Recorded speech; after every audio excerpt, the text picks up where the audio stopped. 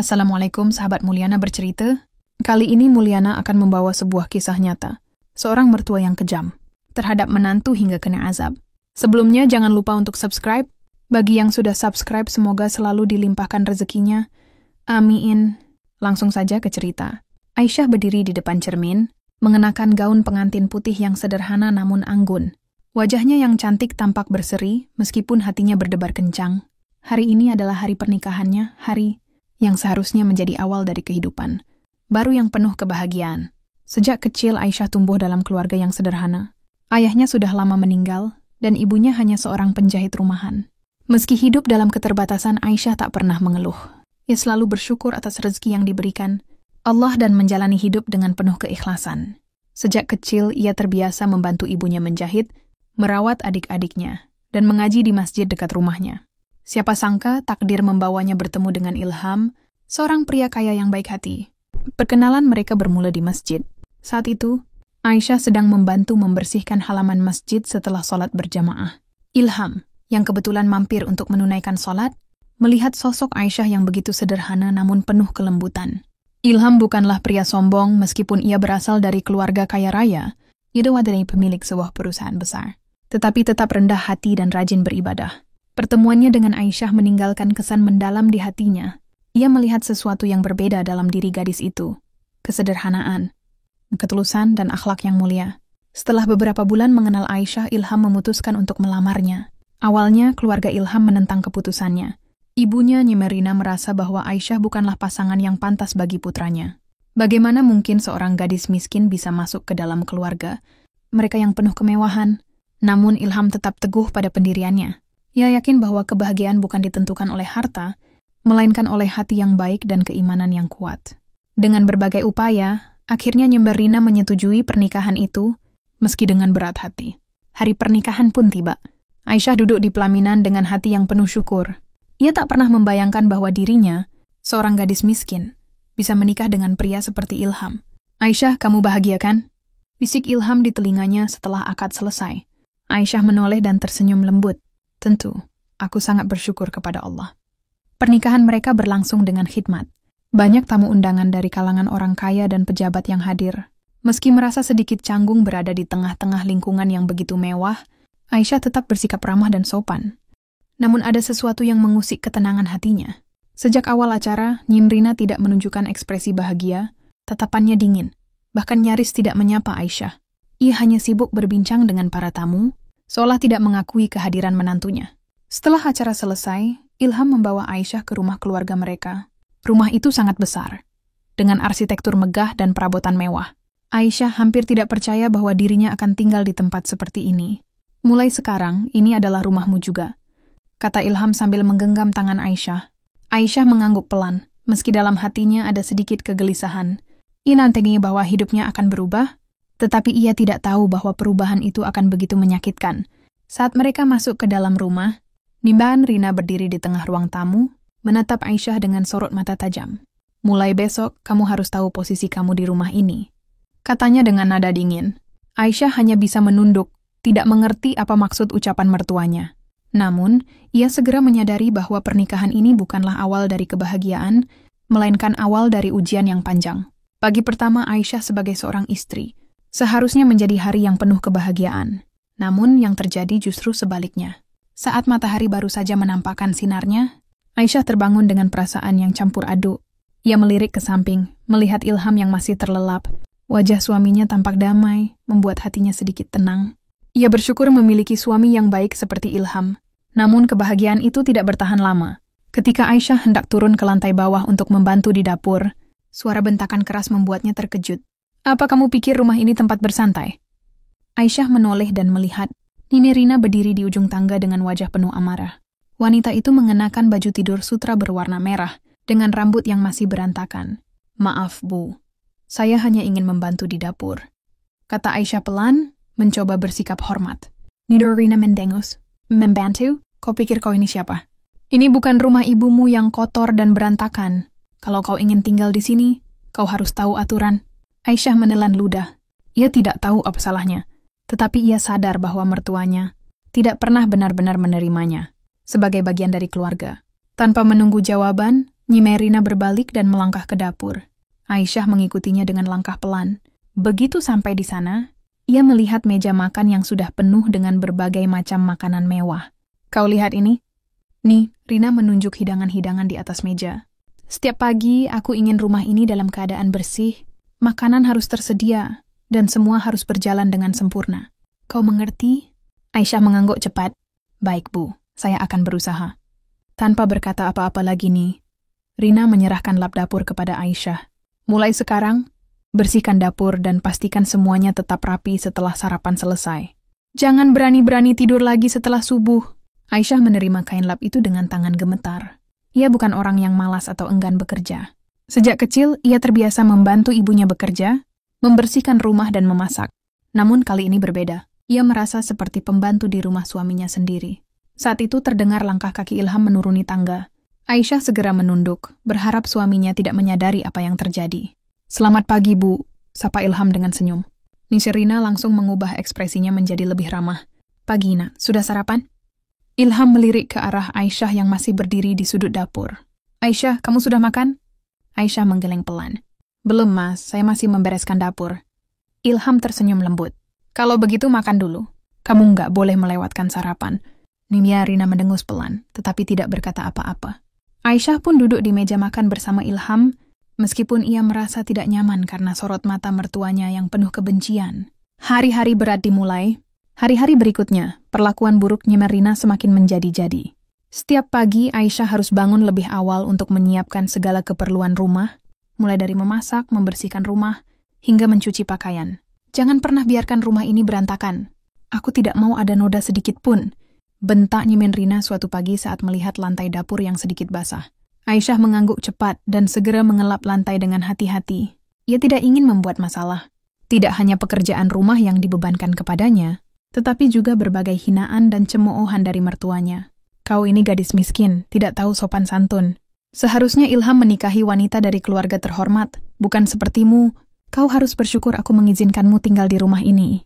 Kalau bukan karena Ilham, kau tidak akan pernah menginjakkan kaki di sini. Meski sakit hati, Aisyah tidak pernah mengadu pada Ilham. Ia tidak ingin suaminya terbebani oleh masalah ini. Namun, penderitaan Aisyah tidak hanya datang dari Nyunyin Rina. Kakak perempuan Ilham, Tiara, juga ikut-ikutan memperlakukannya dengan buruk. Kau ini pura-pura baik ya? Aku tahu kau hanya mengincar harta keluarga kami. Tiara menuduh dengan sinis suatu hari. Aisyah menatapnya dengan mata berkaca-kaca. Saya tidak pernah berpikir seperti itu, Kak. Tiara hanya tertawa mengejek. Jangan sok suci. Kita lihat saja sampai kapan kau bertahan. Aisyah menarik napas dalam-dalam. Ia tahu hidupnya di rumah ini tidak akan mudah. Ia tetap bersama. Karena ia yakin bahwa Allah selalu bersama orang-orang yang sabar. Hari-hari di rumah megah itu berubah menjadi siksaan bagi Aisyah. Sejak hari pertama ia tinggal di sana sebagai istri Ilham, mertuanya Nyimerina, dan kakak iparnya Tiara, memperlakukannya dengan sangat buruk. Namun Aisyah tetap bertahan. Setiap pagi ia bangun sebelum azan subuh berkumandang. Setelah menunaikan sholat, ia segera menuju dapur untuk menyiapkan sarapan. Rumah besar itu selalu harus dalam keadaan bersih, sebelum anggota keluarga lain bangun. Aisyah yang mengurus semuanya seorang diri. Tidak ada pembantu di rumah ini, karena Nyimerina tidak mempercayai orang luar untuk mengurus rumahnya. Sekarang kau yang menjadi pembantu. Pikir Aisyah dalam hati, tapi ia tidak mengeluh. Ia ikhlas melayani suami dan keluarganya. Pagi yang menyesakkan. Pagi itu, saat Aisyah sedang menata meja makan, Nyimerina datang dengan ekspresi tidak senang. Apa ini? Bentaknya, menunjuk sepiring nasi goreng yang baru saja disiapkan Aisyah. Aisyah tersentak kaget. Maaf, Bu. Ada yang salah? Ini terlalu asin. Kau mau membuat kami semua sakit ginjal, hah? Nyimerina mendorong piring itu hingga jatuh ke lantai. Nasi goreng berserakan. Aisyah menunduk, menahan air matanya yang hampir jatuh. Maaf, Bu, saya akan memasak ulang. Nyimerina mendengus kesal. Cepat bersihkan ini, dasar tidak berguna. Aisyah segera berjongkok dan membersihkan nasi goreng yang berantakan di lantai, sementara Tiara hanya berdiri di dekat meja, menyaksikan kejadian itu dengan senyum mengejek. Dasar gadis kampung, gumam Tiara pelan, tapi cukup keras untuk didengar Aisyah. Hati Aisyah terasa perih, tapi ia memilih diam. Ilham yang tak mengetahui apapun. Setiap kali Ilham ada di rumah, Nimbatu, Rina, dan Tiara bersikap seolah-olah mereka memperlakukan Aisyah dengan baik. Mereka berbicara lembut, Seakan-akan Aisyah adalah bagian dari keluarga yang dicintai. Suatu malam saat Ilham pulang kerja, ia melihat Aisyah sedang mencuci piring di dapur. "Sayang, kenapa kamu kerja terus? Aku kan bisa membantumu," kata Ilham sambil berjalan mendekat. Aisyah buru-buru tersenyum dan menggeleng. "Tidak apa-apa, Mas. Saya senang melakukan ini." Ilham menghela napas dan mengusap kepala istrinya dengan penuh kasih sayang. "Kalau kamu capek, bilang ya. Aku nggak mau kamu terlalu lelah." Aisyah mengangguk. Ia ingin sekali mengatakan semuanya, tentang bagaimana ibunya Ilham memperlakukannya, tentang cemohan, Tiara. Tapi ia tidak mau Ilham bersedih, atau bertengkar dengan keluarganya. "Aku harus kuat," tekad Aisyah dalam hati. Azab mulai datang. Suatu hari saat Aisyah sedang membersihkan kamar Nyenrina, tiba-tiba terdengar suara jeritan dari kamar mandi. Aisyah segera berlari ke sana dan menemukan Nyemerina terjatuh di lantai kamar mandi. Tubuhnya kaku dan wajahnya pucat. "Puh, ada apa?" Aisyah berusaha membantu. Tapi Nyemerina hanya bisa menggerakkan bibirnya tanpa suara. Dengan panik, Aisyah berlari ke ruang tamu. "Maiziliam, Kak Tiara, cepat ke sini." Ilham yang baru pulang kerja langsung berlari ke kamar mandi. Wajahnya langsung pucat ketika melihat ibunya tak berdaya di lantai. Ibu kenapa?" Ilham mengangkat tubuh ibunya dengan hati-hati. Sementara Tiara yang melihat kejadian itu langsung menangis histeris. Setelah dibawa ke rumah sakit, dokter memastikan bahwa Nyemerina mengalami stroke. Sisi kanan tubuhnya lumpuh total, dan ia tidak bisa berbicara dengan jelas. Saat sadar, Nyenrina menatap Aisyah dengan mata penuh rasa bersalah. Apakah ini hukuman dari Allah? Pikirnya dalam hati. Rina mencoba menggerakkan bibirnya, ingin meminta maaf, tapi suara yang keluar hanya gumaman tidak jelas. Aisyah menggenggam tangan mertuanya dengan lembut. "Tidak apa-apa, Bu. Saya di sini," katanya dengan tulus. Untuk pertama kalinya, air mata Nyenrina jatuh. Ia menyadari betapa salahnya telah memperlakukan Aisyah dengan kejam. Sejak kepulangannya dari rumah sakit, Nyemerina tidak lagi bisa berbuat sesuka hati. Tubuhnya lumpuh sebelah, membuatnya harus duduk di kursi roda dan bergantung pada orang lain untuk melakukan segala sesuatu. Tiara, yang selama ini selalu membela ibunya, justru enggan merawatnya. Bahkan ia lebih sering menghindar, berpura-pura sibuk dengan urusannya sendiri. Sementara itu, Ilham harus tetap bekerja demi menghidupi keluarga. Maka satu-satunya orang yang tersisa untuk merawat Nyenrina adalah Aisyah. Ya, menantu yang dulu selalu diperlakukan seperti pembantu itulah, yang kini dengan setia merawat mertuanya. Kesabaran yang tiada habisnya. Pagi itu, seperti biasa, Aisyah membantu Nyemerina bangun dari tempat tidur. "Bu, ayo kita sarapan," kata Aisyah lembut, membetulkan posisi selimut mertuanya. "Nih, Rina hanya diam, menatap Aisyah dengan mata berkaca-kaca." Bibirnya bergetar, ingin mengucapkan sesuatu, tapi lidahnya sulit digerakkan. Aisyah tahu di dalam hati mertuanya itu ada perasaan bersalah yang begitu besar, namun ia tidak pernah membahasnya. Setiap hari, Aisyah menyuapi Nyenrina, memandikannya, bahkan membersihkan kotorannya tanpa sedikit pun rasa jijik atau dendam. Suatu siang, saat Aisyah sedang menyisir rambutnya Nyenrina yang mulai menipis, mertuanya tiba-tiba menggenggam tangannya dengan erat. "Maaf," suara Nyenrina serah, terbata-bata. Aisyah tersentak. Itu pertama kalinya mertuanya mencoba berbicara sejak terkena stroke. "Bu, jangan dipaksakan bicara. Istirahat saja ya," ujar Aisyah lembut. Tapi Nyenrina tidak menyerah. Dengan usaha keras, ia menggerakkan bibirnya sekali lagi. "Aku jahat." Air mata Aisyah langsung menggenang. "Sudahlah, Bu, jangan pikirkan yang lalu. Saya sudah memaafkan semuanya," kata Aisyah sambil menggenggam tangan mertuanya erat. Nyenrina menangis. Ia terisak-isak seperti anak kecil, merasakan penyesalan yang begitu dalam. Mengapa aku begitu buta, pikirnya. Mengapa aku dulu begitu kejam pada perempuan sebaik ini? Tiara yang mulai terbuka mata hatinya. Selama ini, Tiara selalu melihat ibunya sebagai sosok yang kuat dan tak tergoyahkan. Namun setelah Nyemerina jatuh sakit, Tiara merasa dunianya berubah. Ia melihat dengan mata kepalanya sendiri bagaimana Aisyah merawat ibunya tanpa sedikit pun mengeluh. Suatu hari, Tiara duduk di ruang tamu, diam-diam mengamati Aisyah yang sedang membantu Nyemerina makan. Hatinya terasa perih. Ia teringat bagaimana dulu ia sering menghina Aisyah, menyuruhnya melakukan pekerjaan rumah yang berat, bahkan mengejeknya sebagai gadis miskin yang tidak pantas masuk ke keluarga mereka. Tapi lihatlah sekarang, Aisyah, yang dulu ia anggap rendah, justru menunjukkan ketulusan yang bahkan tidak bisa ia lakukan sendiri. Malam itu, saat Aisyah sedang mencuci piring, Tiara tiba-tiba datang menghampiri. "Aisyah." Aisyah menoleh dan tersenyum. "Iya, Kak." Tiara menundukkan kepalanya, lalu berkata dengan suara lirih, Aku minta maaf." Aisyah terkejut. "Selama ini aku jahat sama kamu. Aku sering menghina dan menyuruhmu melakukan ini itu. Tapi, kamu tetap baik, bahkan merawat ibu tanpa dendam. Aisyah tersenyum lembut. Ia mengusap tangan Tiara dengan penuh kasih sayang. Kakak tidak perlu meminta maaf. Saya tidak pernah menyimpan dendam, jawabnya tulus. Tiara terisak, lalu memeluk Aisyah. Untuk pertama kalinya, ia benar-benar menganggap Aisyah sebagai saudaranya sendiri. Dan Rina mendapat hidayah. Seiring berjalannya waktu, kondisi Nyiman Rina berangsur membaik. Meskipun masih sulit bicara, ia sudah bisa berjalan dengan bantuan tongkat. Namun, ada satu hal yang membuat semua orang terkejut. Suatu pagi, Nyiman Rina meminta Aisyah untuk membawanya ke masjid. Aku ingin dekat dengan Allah, katanya dengan suara terbata. Ilham dan Tiara tak bisa menyembunyikan keterkejutan mereka. Dulu Nida Rina adalah orang yang jarang beribadah. Ia lebih sibuk dengan harta dan status sosial. Namun setelah kejadian ini hatinya berubah. Di masjid, ia menangis saat sujud, memohon ampun kepada Allah atas semua dosa-dosanya, terutama atas cara ia memperlakukan Aisyah selama ini. Dan di sampingnya Aisyah ikut berdoa dengan tulus. Ya Allah, terima kasih telah melembutkan hati ibu mertuaku. Aku tidak meminta balasan apapun, hanya mohon berikan kesehatan untuknya dan keluarga ini. Hari itu, untuk pertama kalinya dalam hidupnya, Nida Rina merasakan kedamaian yang luar biasa. Sejak kejadian di masjid itu, perubahan Nyin Rina semakin terlihat. Ia yang dulu selalu memandang rendah orang-orang miskin, kini justru lebih banyak beribadah, dan sering menangis saat mendengar ayat-ayat suci dibacakan. Tapi meskipun hatinya mulai berubah, ada satu hal yang belum juga ia lakukan, meminta maaf secara langsung kepada Ilham, anaknya.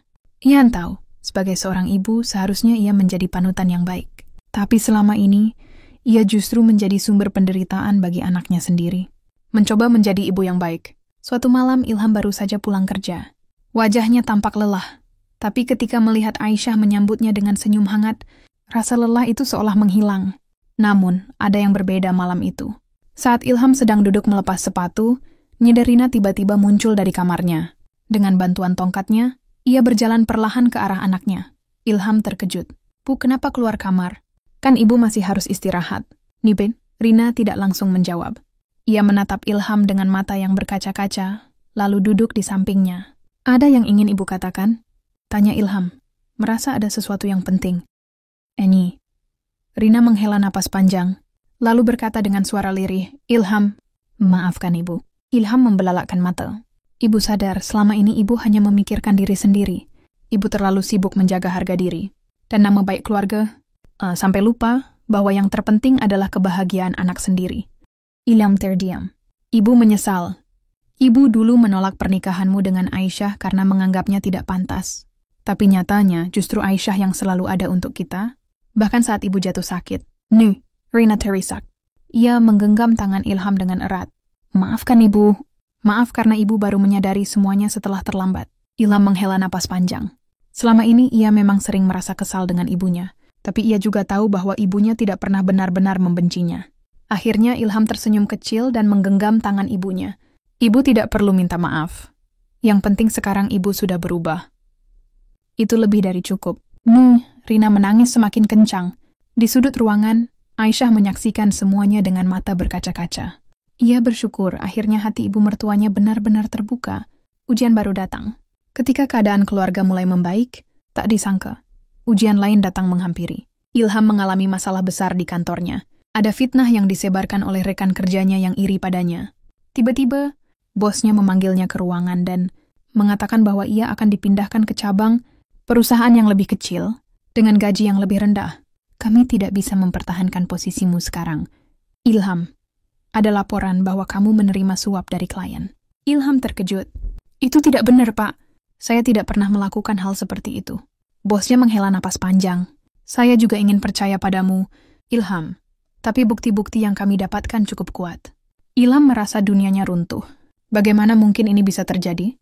Ketika ia pulang dan menceritakan semuanya kepada Aisyah, istrinya itu tetap tenang. Bang, jangan khawatir. Rezeki itu dari Allah. Mungkin ini ujian untuk kita. Tapi Ilham tetap merasa marah dan frustasi.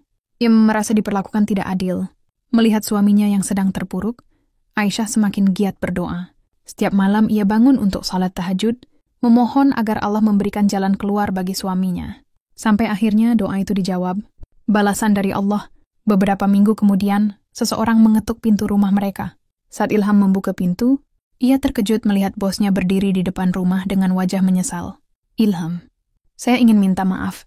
Ternyata setelah dilakukan penyelidikan lebih dalam, ditemukan bukti bahwa orang yang menfitnah Ilham adalah rekan kerjanya sendiri yang merasa iri. Bosnya mengatakan bahwa Ilham tidak hanya akan mendapatkan posisinya kembali, tetapi juga akan dipromosikan ke jabatan yang lebih tinggi. Mendengar itu Ilham langsung bersujud syukur. Aisyah tersenyum. Lihat, Peng, Allah selalu memberikan keadilan pada orang-orang yang sabar. Ilham menatap istrinya dengan penuh rasa cinta. Kamu benar, sayang. Tanpa kamu, aku mungkin sudah menyerah sejak awal. Kebahagiaan yang sesungguhnya, setahun setelah semua cobaan itu berlalu, kebahagiaan yang lebih besar datang ke keluarga mereka. Aisyah akhirnya hamil. Saat Ilham mendengar kabar itu, ia langsung memeluk Aisyah erat. Istriku, ini hadiah terindah dalam hidupku. Nirina, yang kini sudah semakin membaik, juga menangis bahagia. Akhirnya, aku akan menjadi nenek, katanya dengan suara bergetar. Dulu ia menganggap Aisyah sebagai beban. Ya, tapi sekarang ia justru merasa bahwa Aisyah adalah anugerah terbesar dalam hidupnya. Di dalam hatinya, Rina berjanji bahwa ia akan menjadi nenek yang baik bagi cucunya, seperti bagaimana Aisyah telah menjadi menantu yang luar biasa baginya. Dan sejak saat itu, kebahagiaan yang sesungguhnya pun mulai menghiasi kehidupan mereka. Setelah berita kehamilan Aisyah, rumah tangga Ilham dan Aisyah dipenuhi kebahagiaan. Setiap hari, Ilham semakin rajin pulang lebih awal untuk menemani istrinya yang tengah mengandung, Noni Marina, yang dulu sering menyakiti hati Aisyah. Kini justru menjadi orang yang paling perhatian. Ia bahkan sering memasakkan makanan bergizi untuk menantunya, sesuatu yang dulu tak pernah terbayangkan. Namun di balik kebahagiaan itu, Allah kembali menguji mereka. Kali ini, ujian itu datang dalam bentuk cobaan yang lebih berat dan menguras emosi. Cobaan di masa kehamilan. Memasuki bulan kelima kehamilan, Aisyah mulai sering merasa lelah dan pusing. Awalnya ia menganggap itu hanya gejala normal kehamilan. Namun suatu malam saat ia sedang berjalan menuju kamar mandi, tiba-tiba pandangannya menjadi gelap dan tubuhnya jatuh ke lantai. Brak! Ilham yang sedang membaca di kamar langsung berlari keluar. Aisyah! Ia bergegas mengangkat tubuh istrinya yang tergeletak lemah di lantai. Mata Aisyah terbuka perlahan tapi wajahnya tampak pucat pasi. Peng! Aku pusing. Suaranya lemah. Tanpa berpikir dua kali, Ilham segera membawanya ke rumah sakit. Di sana dokter melakukan berbagai pemeriksaan. Setelah beberapa jam, dokter akhirnya datang dengan raut wajah serius. Pak Ilham, kami menemukan sedikit komplikasi dalam kehamilan istri. Anda, tekanan darahnya sangat rendah, dan ada kemungkinan bayinya kekurangan oksigen jika kondisinya tidak segera membaik. Ilham merasakan dadanya seakan dihantam batu besar. Apa yang harus kami lakukan, dok? Dokter menghela napas. Kami akan memberikan obat untuk menstabilkan tekanan darahnya. Tapi yang terpenting, dia harus banyak beristirahat dan menghindari stres. Ilham menggenggam tangan Aisyah dengan erat. Kamu dengar, sayang? Kamu harus banyak istirahat. Jangan terlalu banyak berpikir. Aisyah mengangguk lemah, tapi di dalam hatinya ia merasa gelisah. Bagaimana mungkin ia tidak stres jika setiap malam ia masih teringat perlakuan buruk mertuanya dulu? Meskipun Nyuban Rina sudah berubah dan sangat menyayanginya sekarang, tapi kenangan pahit itu masih membekas di hatinya. Nimen Rina yang semakin menyesal. Di rumah, Rina tidak bisa berhenti menangis setelah mendengar kabar tentang Aisyah. Ini salah ibu. Ibu yang dulu terlalu jahat padanya. Sekarang Allah menghukum kita semua dengan menguji kesehatannya. Katanya sambil terisak. Bu, jangan bilang begitu. Ilham mencoba menenangkan. Tapi itu benar, Ilham.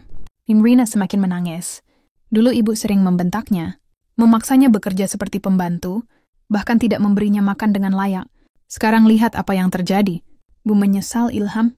Borengat Teniasa. Air mata Niden Rina terus mengalir. Ia lalu berjalan ke kamar Aisyah yang sedang berbaring lemah di tempat tidur. Dengan hati-hati, ia duduk di sampingnya dan menggenggam tangan Aisyah. Aisyah, nak, maafkan ibu.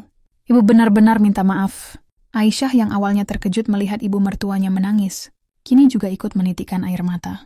Ibu tidak perlu minta maaf. Bu, saya sudah lama memaafkan semuanya, katanya dengan suara lembut. Rina semakin terisak. Kamu terlalu baik, nak. Kamu terlalu sabar menghadapi ibu yang jahat ini. Aisyah tersenyum lemah. Allah mengajarkan kita untuk memaafkan. Bu, saya hanya menjalankan apa yang diperintahkannya. Hatinya Marina semakin hancur. Ia berjanji dalam hati bahwa mulai saat itu, ia akan melakukan apa saja demi kebahagiaan Aisyah. Ancaman baru. Ketika kondisi Aisyah mulai membaik, tiba-tiba masalah lain datang menghampiri keluarga mereka. Suatu siang, saat Ilham sedang di kantor, ia menerima telepon dari nomor yang tidak dikenal. Ilham, aku tahu semua tentangmu. Jangan kau tiada ingin istrimu celaka? Siapkan uang 500 juta dan serahkan padaku dalam waktu 3 hari. Ilham tertegun. Siapa ini? Jangan macam-macam dengan keluargaku. Telepon pun terputus. Darah Ilham mendidih. Ini bukan pertama kalinya ia mendapat ancaman seperti ini. Ia menduga bahwa seseorang masih ingin menghancurkannya setelah fitnah di kantor yang lalu. Namun kali ini taruhannya lebih besar, keselamatan Aisyah dan calon bayi mereka. Tanpa berpikir panjang, Ilham segera melapor ke polisi. Namun polisi mengatakan bahwa mereka butuh bukti lebih lanjut untuk menyelidiki kasus ini. Ilham merasa putus asa. Bagaimana jika orang itu benar-benar berbahaya? Malam mencekam. Malam itu Ilham tidak bisa tidur. Ia terus berjaga di kamar sambil memeluk Aisyah yang sudah tertidur pulas. Tiba-tiba, suara aneh terdengar dari luar rumah. Ilham langsung bangkit dan melihat keluar jendela. Di depan pagar, ada seorang pria berbadan besar yang berdiri sambil mengawasi rumah mereka. Tanpa berpikir panjang, Ilham keluar dan menghadangnya. Heh, siapa kamu? Bikin kamu ingin. Pria itu hanya tertawa dingin. Ilham, aku sudah bilang, serahkan uang itu, atau keluargamu akan menderita. Ilham mengepalkan tangan. Jangan pernah berani mengancam keluargaku. Pria itu hanya tersenyum sinis. Kita lihat saja nanti, katanya sebelum pergi meninggalkan Ilham dalam kebingungan dan amarah. Setelah kejadian itu, Ilham semakin waspada. Ia memastikan bahwa rumah mereka selalu dalam keadaan terkunci dan menghubungi polisi untuk berjaga-jaga. Di tengah ketakutan itu, Aisyah tetap berusaha menenangkan suaminya. Bang, jangan takut. Allah pasti akan melindungi kita. Ilham menatap istrinya yang tetap tegar meskipun sedang mengandung dan dalam keadaan lemah. Kamu tidak takut, sayang? Aisyah tersenyum. Aku hanya takut pada Allah. Selama kita berdoa dan berusaha, insya Allah Dia akan membantu kita. Malam itu mereka berdua salat tahajud bersama. Mereka memohon perlindungan dan keselamatan bagi keluarga mereka. Dan tanpa mereka sadari, di luar rumah, seseorang sedang mengamati mereka dari kejauhan. Malam semakin larut. Setelah Ilham dan Aisyah selesai melaksanakan sholat tahajud, mereka kembali ke tempat tidur. Aisyah berusaha tidur, tetapi Ilham masih merasa gelisah. Ancaman dari pria misterius tadi siang terus menghantuinya. Ia tidak bisa membiarkan keluarganya dalam bahaya. Setiap suara kecil di luar rumah membuatnya terjaga. Angin malam berhembus, menggoyangkan dedaunan di halaman, menciptakan bayangan-bayangan aneh di dinding rumah mereka. Ilham merasa ada sesuatu yang tidak beres. Ia bangkit perlahan, berusaha tidak membangunkan Aisyah, yang akhirnya bisa tidur dengan nyenyak. Dengan langkah hati-hati, ia berjalan menuju jendela dan mengintip keluar. Di kejauhan samar-samar ia melihat seseorang berdiri di depan gerbang rumahnya. Sosok itu tampak diam, seperti sedang mengamati rumah mereka. Jantung Ilham berdegup kencang. Ini bukan kebetulan. Teror di tengah malam. Tanpa berpikir panjang, Ilham mengambil ponselnya dan menghubungi polisi. Pak, ada seseorang mencurigakan di depan rumah saya. Saya sudah menerima ancaman sebelumnya. Tolong segera kirim bantuan. Bisiknya dengan suara pelan agar tidak membangunkan Aisyah. Operator di ujung telepon menanggapinya dengan serius. Baik, Pak. Kami akan segera mengirimkan tim patroli ke lokasi Anda. Ilham menutup telepon dan menunggu. Namun beberapa menit kemudian, sosok misterius itu tiba-tiba menghilang. Ilham menyipitkan mata, mencoba mencari jejaknya, tetapi pria itu benar-benar lenyap dalam kegelapan malam. Ia merasa ada yang tidak beres. Dengan perasaan waspada, ia mengambil tongkat besi yang biasa ia simpan di lemari dan berjalan keluar rumah. Begitu ia membuka pintu, udara dingin langsung menyergap tubuhnya. Ia melangkah dengan hati-hati menuju halaman, matanya terus mengawasi sekeliling. Tiba-tiba, "Door!" Suara keras terdengar dari sisi rumahnya. Seperti kaca yang pecah, Ilham langsung berlari ke arah suara itu. Benar saja, jendela ruang tamu mereka pecah, dan sebuah batu besar tergeletak di lantai. Ilham memeriksa batu itu. Ada selembar kertas yang ditempel di atasnya. Dengan tangan gemetar, ia mengambil dan membacanya. Kami sudah memperingatkanmu. Ilham, jika kamu tidak menyerahkan uang itu dalam 2 hari, istrimu dan bayimu akan menjadi korban. Jangan coba-coba melibatkan polisi. Darah Ilham mendidih. Orang-orang ini benar-benar berani. Tiba-tiba, suara sirene polisi terdengar di kejauhan. Sekelompok petugas datang dan segera memeriksa keadaan. Ilham menunjukkan batu dan ancaman yang baru saja ia terima. Pak Ilham, ini sudah termasuk ancaman serius.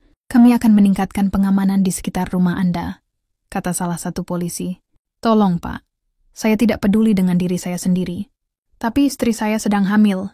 Saya masih tidak mau sesuatu terjadi padanya, kata Ilham dengan wajah penuh kekhawatiran. Tenang, Pak, kami akan menangkap orang-orang ini. Namun dalam hati Ilham, ia tahu bahwa orang-orang ini tidak akan berhenti begitu saja. Aisyah yang tak tahu apa-apa.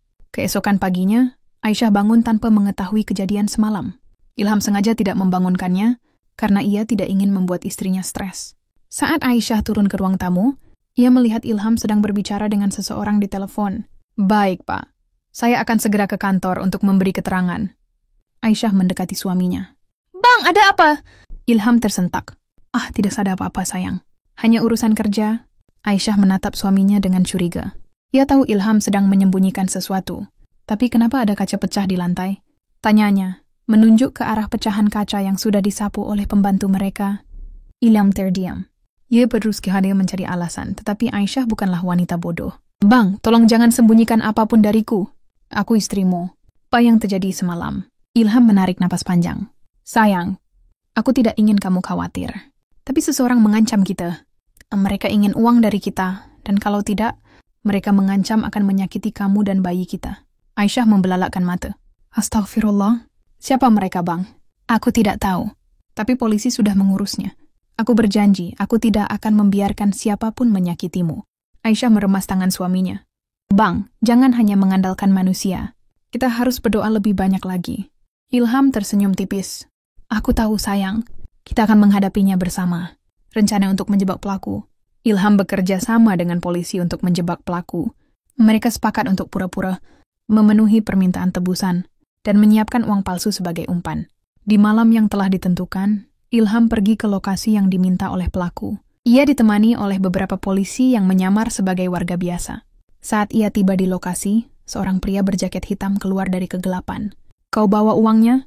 Suaranya dingin. Ilham mengangkat koper yang telah diisi uang palsu. Ini uangnya. Sekarang lepaskan keluargaku dari ancamanmu. Pria itu tersenyum sinis. Bagus. Taruh di tanah, lalu pergi. Tapi Ilham tetap berdiri. Aku ingin tahu siapa dalang di balik semua ini. Pria itu tertawa. Kau tidak akan pernah tahu. Tiba-tiba, polisi, angkat tangan. Para petugas langsung menyerbu lokasi. Pria itu mencoba melarikan diri, tetapi dengan sigap polisi menangkapnya. Ilham berjalan mendekat dan menarik tudung jaket pria itu. Saat wajahnya terlihat, Ilham membelalakkan mata. Kau? Mustafa? Ternyata pria itu adalah mantan pegawai di perusahaan. Ilham yang dipecat karena kasus korupsi. Kau menghancurkan hidupku, Ilham. Aku kehilangan segalanya. Aku hanya ingin balas dendam. Teriaknya. Ilham menggeleng. Kau yang menghancurkan hidupmu sendiri dengan keserakahanmu. Polisi segera memborgolnya dan membawanya pergi. Ilham menghela napas lega. Akhirnya keancaman yang menghantui mereka selama ini berakhir. Kembali ke kehidupan yang tenang. Saat Ilham pulang, ia langsung memeluk Aisyah erat. Semua sudah berakhir, sayang. Kita aman sekarang. Aisyah menitikkan air mata bahagia. Alhamdulillah. Rina yang juga cemas sejak tadi, ikut menangis lega. Hari-hari penuh teror itu akhirnya berlalu. Kini mereka bisa kembali fokus pada kebahagiaan mereka, menanti kelahiran bayi yang akan melengkapi keluarga kecil mereka. Namun di balik kebahagiaan itu, mereka tidak tahu bahwa ujian lain masih menunggu mereka di depan. Waktu berlalu. Kandungan Aisyah sudah memasuki bulan ke-8. Perutnya semakin besar, membuat gerakannya lebih lambat dari biasanya. Meski begitu, ia tetap menjalani rutinitasnya seperti biasa, termasuk mengurus rumah dan tetap bersikap baik kepada mertuanya, Nyimah Rina. Namun, Nian Rina masih saja memperlakukannya dengan kasar. Meskipun sudah berulang kali melihat betapa tulus dan penyabar menantunya itu, ia tetap tidak bisa menerima kehadiran Aisyah dalam keluarga mereka. Pagi itu, Aisyah sedang membersihkan ruang tamu ketika tiba-tiba Nyimah Rina menjatuhkan secangkir teh panas ke lantai. Air teh yang mendidih hampir mengenai kaki Aisyah membuatnya tersentak kaget. Kamu ini gimana sih? Apa gunanya tinggal di rumah ini kalau kerjaanmu cuma tidur dan makan? Bersihin cepat. Bentaknya Merina dengan tatapan sinis. Aisyah menunduk. Meski hatinya sakit, ia tidak mau membantah. Dengan sabar, ia mengambil kain pel dan membersihkan lantai. Saat itu Ilham datang dari luar. Ia melihat kejadian itu dan mendekati ibunya dengan wajah serius. Ibu, kenapa bicara seperti itu ke Aisyah? Tanyanya tegas. Nih, Rina melipat tangannya di dada masih dengan ekspresi angkuh. Kenapa? Apa sekarang kamu lebih membela istrimu daripada ibumu sendiri? Ilham menarik napas dalam. Ia ingin menjaga keharmonisan keluarganya, tapi ia juga tidak tahan melihat istrinya diperlakukan seperti ini. Ibu Aisyah sedang hamil. Dia sudah cukup lelah tanpa harus diperlakukan seperti ini, katanya dengan suara lebih lembut. mencoba menenangkan suasana. Nih, Rina mendengus kesal. Hamil atau tidak, dia tetap menantu miskin yang tidak pantas masuk keluarga ini. Kata-kata itu begitu menyakitkan bagi Aisyah. Tapi ia hanya tersenyum kecil. Maaf Bu, ujarnya lirih, lalu melanjutkan pekerjaannya. Ilham mengepalkan tangannya, menahan amarah, tapi ia tahu tidak ada gunanya berdebat dengan ibunya sekarang. Kejatuhan Nimerina. Beberapa hari kemudian, sesuatu yang tak terduga terjadi. Saat hendak turun dari tangga rumah, Rina tiba-tiba merasa pusing.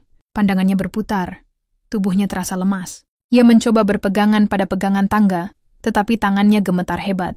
Seketika, tubuhnya kehilangan keseimbangan. Ah!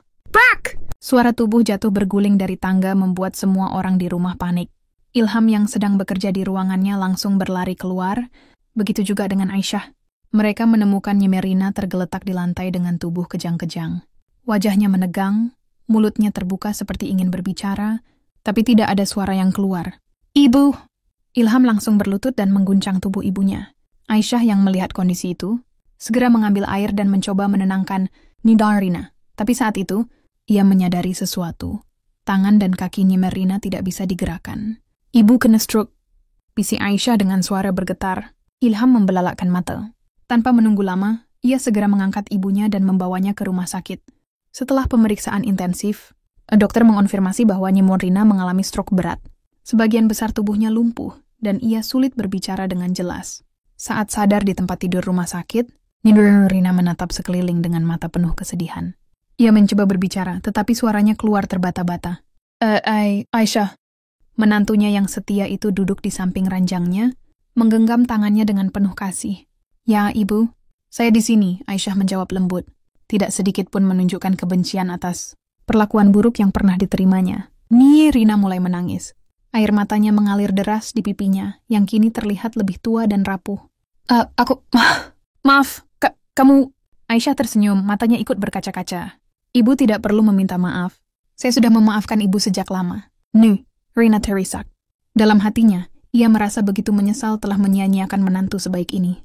Selama ini ia buta oleh kebencian dan gengsi. Tapi kini, setelah tubuhnya tidak berdaya, barulah ia sadar siapa yang benar-benar peduli padanya. Ilham yang berdiri di samping mereka hanya bisa mengusap wajahnya, berusaha menahan emosi. Ia merasa lega sekaligus sedih melihat ibunya akhirnya menyadari kesalahannya, tapi di saat yang sama, ia tidak bisa mengembalikan waktu. Perawatan di rumah. Setelah beberapa minggu di rumah sakit, Rina akhirnya dibawa pulang.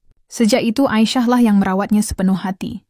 Setiap hari, ia dengan telaten menyuapi makanan, membersihkan tubuh, dan membantu Nimerina menjalani terapi. Tidak pernah sekalipun ia mengeluh, meski tubuhnya sendiri mulai kelelahan karena kehamilannya yang semakin besar. Rina hanya bisa menangis setiap kali Aisyah merawatnya. Ia tidak pernah menyangka bahwa wanita yang selama ini ia hina adalah orang yang paling tulus mencintainya. Suatu hari, saat Aisyah sedang mengelap tangan Nimerina, wanita tua itu menggenggam tangannya erat. Aisyah, terima kasih, ucapnya dengan suara lemah. Aisyah tersenyum, mengusap lembut tangan ibu mertuanya. Tidak perlu berterima kasih.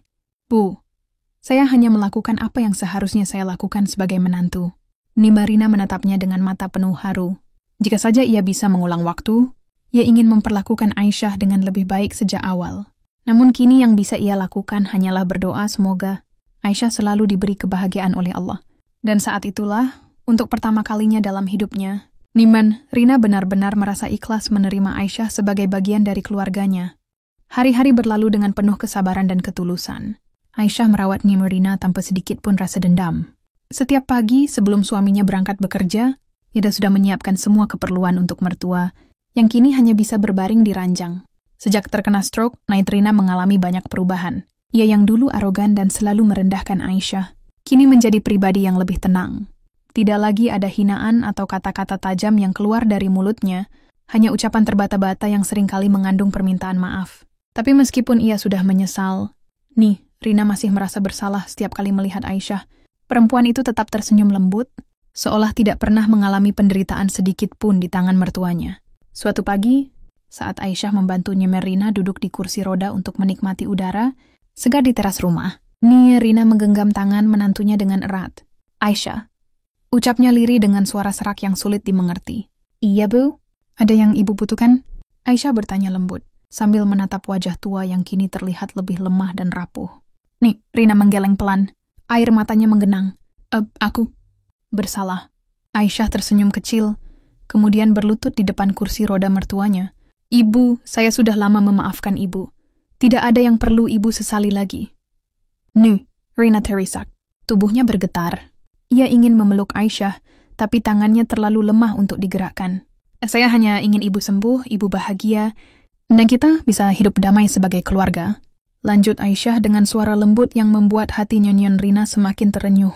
Ilham yang sedari tadi memperhatikan dari jauh hanya bisa mengusap wajahnya, menahan haru. Ia merasa sangat beruntung memiliki istri sebaik Aisyah. Tidak banyak wanita yang bisa tetap bersabar dan ikhlas setelah diperlakukan buruk oleh mertua. Tapi Aisyah berbeda. Itu adalah perempuan yang luar biasa. Kelahiran yang menyatukan. Beberapa minggu setelah percakapan itu, Aisyah mulai merasakan kontraksi. Rasa sakit yang luar biasa menyerang perutnya, membuatnya hampir tidak bisa berdiri. "Ilham," panggilnya dengan suara lemah. Suaminya yang sedang berada di ruang kerja langsung berlari menghampiri. "Sayang, kamu kenapa?" Aku mau melahirkan," jawab Aisyah dengan napas tersengal-sengal. Ilham panik. Tanpa pikir panjang, ia langsung menggendong istrinya dan membawa ke rumah sakit. Di rumah, Nirina yang masih duduk di kursi roda merasa sangat cemas.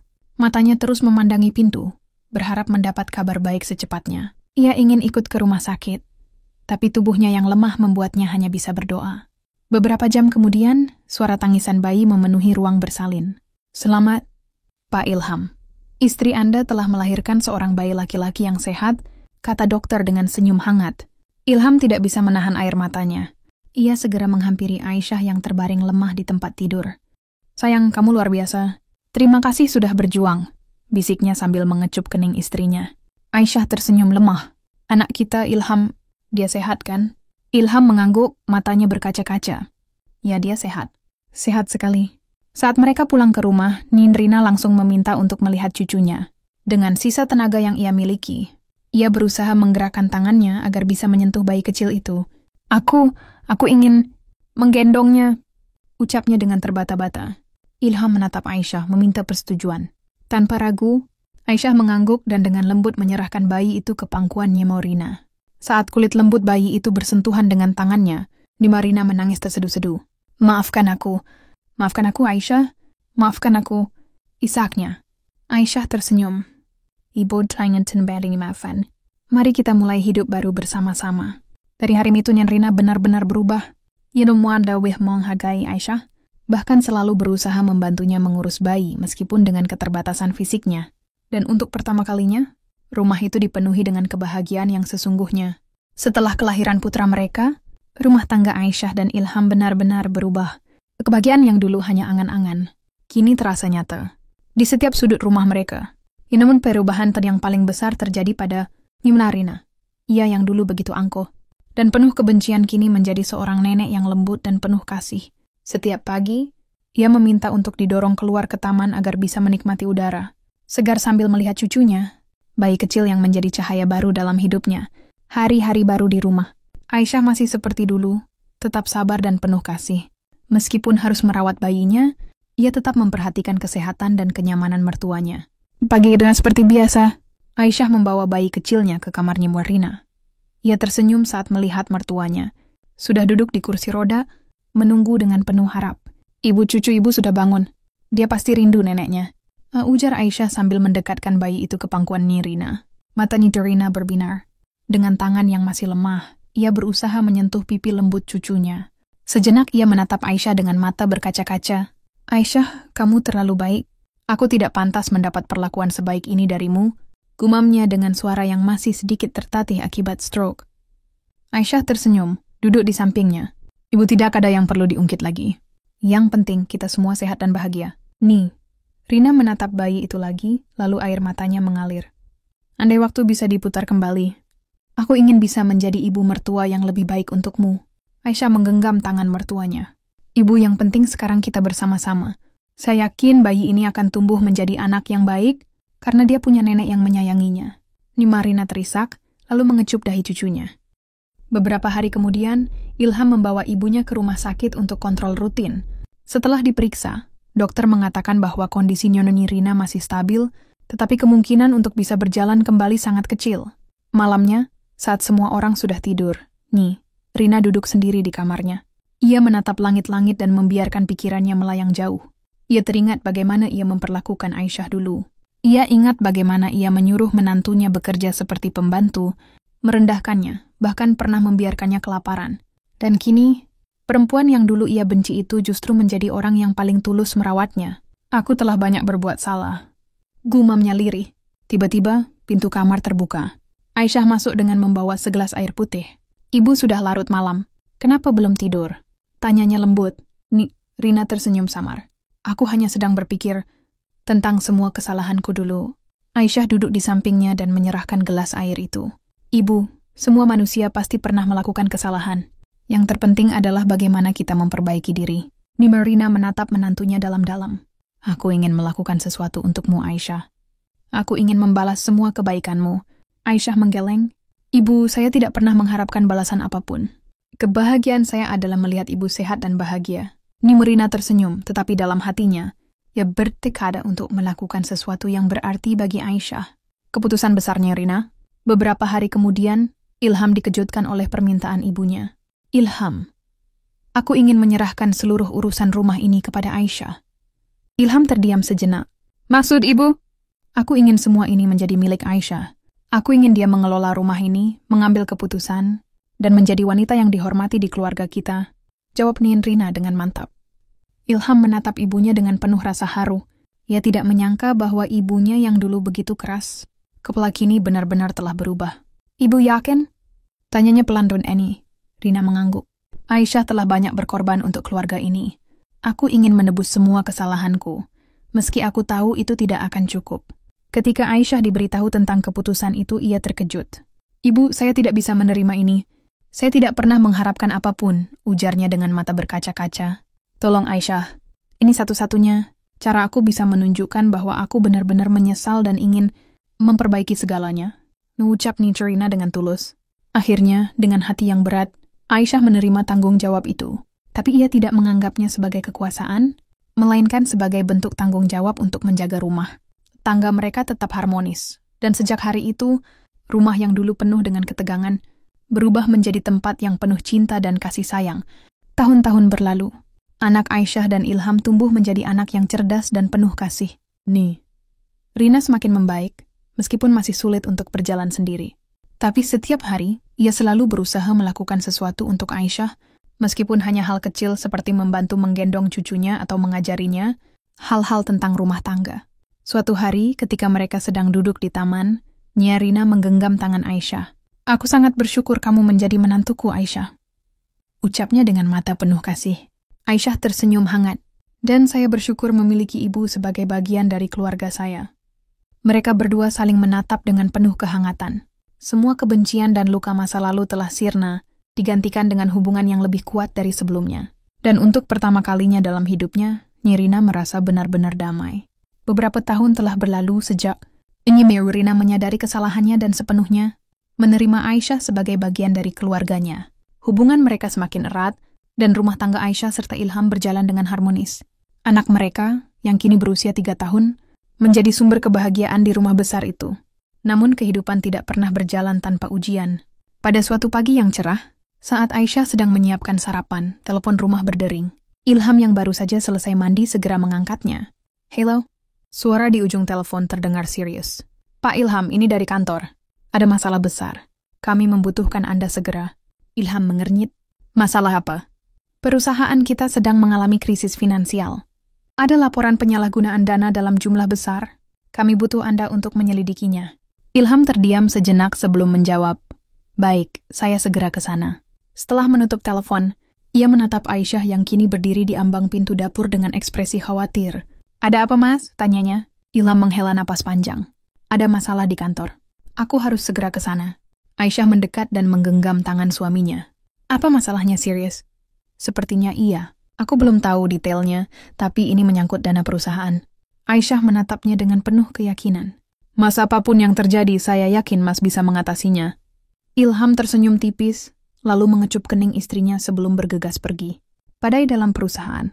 Di kantor suasana kacau, beberapa karyawan terlihat panik. dan beberapa petinggi perusahaan berkumpul di ruang rapat dengan wajah tegang. Saat Ilham masuk, seorang direktur segera mendekatinya. Pak Ilham, laporan audit menunjukkan bahwa ada kebocoran dana besar dalam proyek terbaru kita. Ada kemungkinan seseorang telah melakukan penggelapan. Ilham mengerutkan kening. Siapa yang terlibat? Kami masih menyelidikinya. Tapi dugaan sementara mengarah pada salah satu manajer senior. Ilham menghela napas panjang. Perusahaan ini adalah warisan dari almarhum ayahnya, dan ia telah berusaha menjaga kepercayaan itu dengan baik. Jika benar ada penggelapan dana, ini bisa menjadi ancaman besar bagi keberlangsungan bisnis mereka. Selama beberapa hari, Ilham sibuk menyelidiki kasus tersebut. Ia bekerja tanpa lelah, bahkan sering pulang larut malam. Aisyah meskipun merasa khawatir, tetap mendukung suaminya dengan memberikan semangat dan memastikan semua kebutuhan rumah tetap terjaga. Namun masalah tidak berhenti di sana. Fitnah dan ancaman. Suatu malam saat Ilham baru saja pulang, ia mendapati Aisyah duduk di ruang tamu dengan wajah pucat. Ada apa, sayang? Tanyanya sambil duduk di samping istrinya. Aisyah menyerahkan sebuah amplop. Ini dikirim seseorang tadi sore. Ilham membuka amplop itu dan membaca isinya. Mata dan rahangnya menegang. Jika kamu terus menyelidiki kasus ini, keluargamu akan dalam bahaya. Ilham mengepalkan tangannya. Ia tidak menyangka ada orang yang berani mengancam keluarganya. Aku tidak akan tinggal diam, gumamnya dengan suara penuh tekad. Namun ancaman itu tidak berhenti. Beberapa hari kemudian, seseorang membuntuti Aisyah saat ia pulang dari pasar. Saat ia hampir sampai di rumah, seorang pria bertopeng muncul di hadapannya. Aisyah, Ilham? Tanya pria itu dengan suara dingin. Aisyah menelan ludah, tapi tetap berusaha tenang. Ya, ada apa? Pria itu mendekat dan berbisik, katakan pada suamimu untuk berhenti menggali lebih dalam. Jika tidak, shisuning yang buruk bisa terjadi padamu dan anakmu.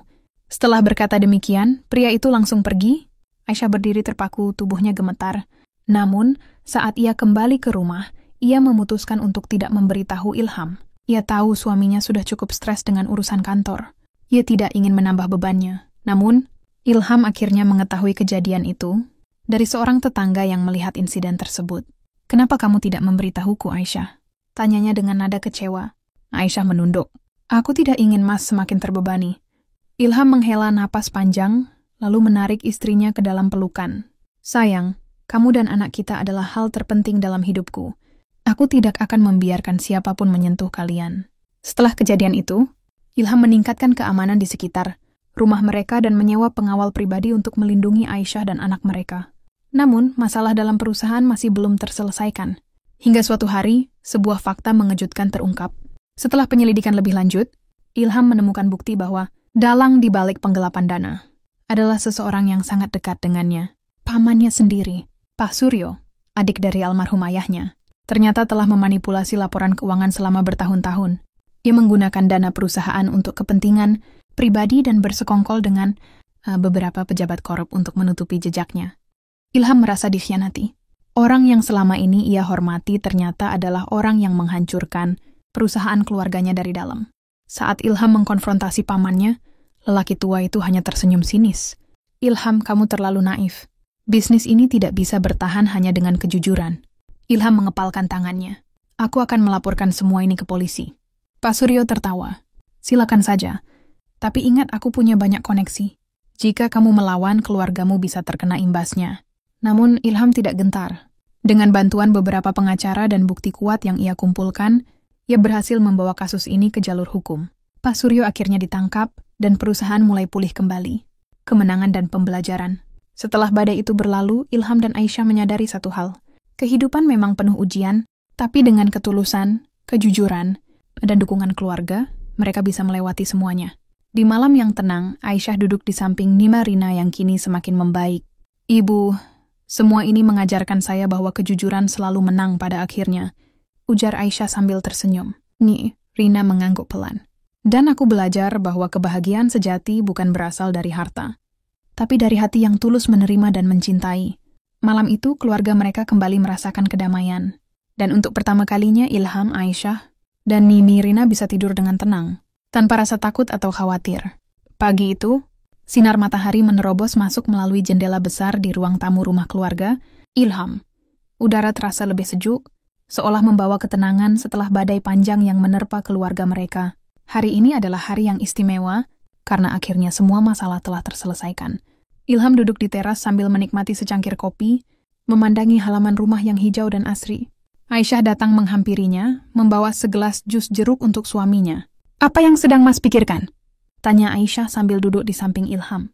Ilham menoleh dan tersenyum. "Aku hanya bersyukur, sayang. Setelah semua yang kita lalui, akhirnya kita bisa merasakan ketenangan ini." Aisyah menggenggam tangan suaminya erat. "Iya, Mas. Allah selalu punya rencana terbaik untuk kita. Semua ujian yang kita alami ternyata menguatkan kita." Ninggeni Rina keluar dari rumah, berjalan perlahan dengan bantuan tongkatnya. Sejak mengalami stroke dan menyadari kesalahannya, ia menjadi lebih lembut dan perhatian terhadap Aisyah. "Aisyah, Ilham," panggilnya. Mereka berdua menoleh dan segera berdiri, membantu Rina duduk di kursi dekat mereka. "Ada apa, Bu?" tanya Aisyah lembut. "Nih," Rina tersenyum haru. "Aku ingin mengucapkan terima kasih. Aisyah, kamu sudah bersabar dan tetap berbakti, meskipun aku pernah memperlakukanmu dengan buruk. Aku benar-benar menyesal dan bersyukur Allah masih memberiku kesempatan untuk memperbaiki diri." Aisyah menunduk, air matanya berlinang. "Bu, Zadana sudah lama memaafkan Ibu. Saya hanya ingin kita semua bahagia bersama." "Nih," Rina mengangguk, matanya ikut berkaca-kaca. "Dan aku ingin menebus semua kesalahanku. Aku ingin menghabiskan sisa hidupku dengan lebih banyak bersedekah dan membantu orang lain yang membutuhkan." Ilham tersenyum bangga melihat perubahan ibunya. "Itu keputusan yang sangat baik, Bu. Saya dan Aisyah akan selalu mendukung Ibu." Hari itu menjadi awal baru bagi keluarga mereka. Hubungan antara Aisyah dan mertuanya semakin erat. Nyita Rina mulai sering pergi ke masjid bersama Aisyah, mengikuti pengajian, dan aktif dalam kegiatan sosial. Beberapa tahun kemudian, 5 tahun berlalu. Kehidupan mereka semakin bahagia dan harmonis. Ilham berhasil membangun kembali perusahaan keluarganya dengan lebih baik. Bisnisnya berkembang pesat, namun ia tetap rendah hati dan dermawan. Aisyah kini menjadi seorang ibu dari 3 anak yang lucu dan pintar.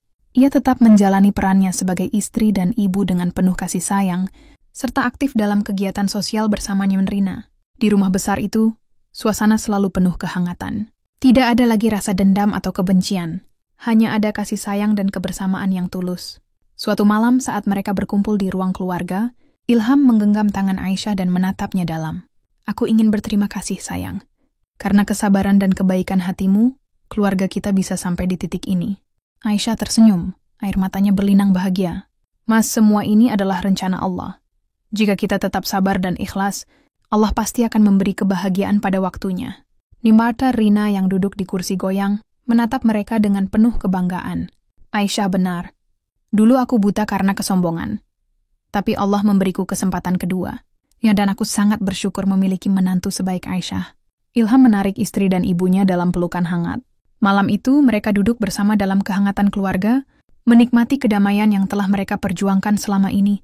Mereka telah melalui banyak cobaan, namun akhirnya mereka menemukan kebahagiaan sejati. Hikmah dari kisah ini. 1. Kesabaran dan ketulusan akan mendapat balasan indah. Aisyah tidak pernah membalas perlakuan buruk mertuanya dengan kebencian. Kesabaran dan ketulusannya akhirnya membuat hati Rina luluh dan menyadari kesalahannya. 2.